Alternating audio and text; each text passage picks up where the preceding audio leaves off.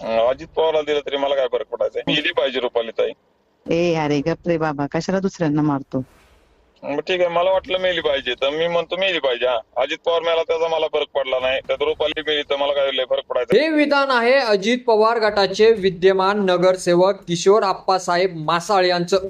एका महिलेशी बोलताना दिवंगत उपमुख्यमंत्री अजितदादा यांच्या निधनासंबंधी अत्यंत बेताल वक्तव्य करताना दिसले. अजित पवार मेला त्याचा मला काहीच फरक पडत नाही असं विधान एका क्लिपमध्ये करतोय. विशेष म्हणजे याच किशोर मासाळचं अजित पवार अनेक सभांमध्ये उल्लेख करायचे, त्यांच्यावर जीवापाड प्रेम करायचे. अनेक जाहीर सभांमध्ये अजित पवार याच किशोर मासाळांचं कौतुक देखील करायचे.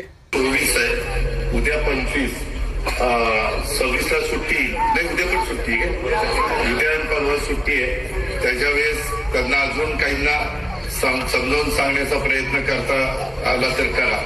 ज्यांचं जे ऐकतील त्यांच्या मार्फत सांगण्याचं काम केलं. किशोर मासाळाला गेले तर किशोरच्या पण ऐकत काही जण आहेत, तर त्या पद्धतीनं आपल्याला सगळ्यांना.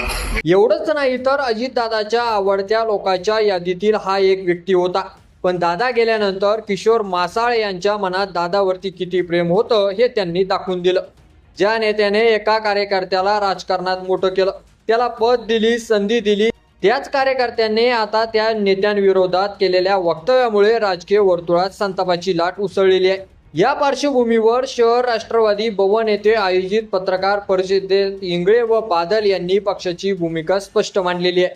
ते म्हणाले, मागील काही दिवसापासून नगरसेवक मासाळ यांनी दादाविषयी अत्यंत चुकीचे वक्तव्य करून बारामतीकरांसह राष्ट्रवादीच्या तसेच राज्यातील जनतेच्या भावना दुखवल्या आहेत. या वक्तव्याचा आम्ही निषेध करतो आणि तसेच मासाळ यांनी आपल्या नगरसेवक पदाचा तातडीने राजीनामा द्यावा, अन्यथा पक्षातून हाकलपट्टी केली जाईल असा इशारा राष्ट्रवादीचे शहर अध्यक्ष किरण इंगळे व तालुका अध्यक्ष संदीप बादल यांनी दिलेला आहे. पण एक गोष्ट मात्र नक्की, राजकारणात पद, सत्ता आणि जवळीक कायमची नसते. परिस्थिती बदलली की अनेकांचे चेहरे बदलतात हे आज कळून गेलं. की यावर तुम्हाला काय वाटतं?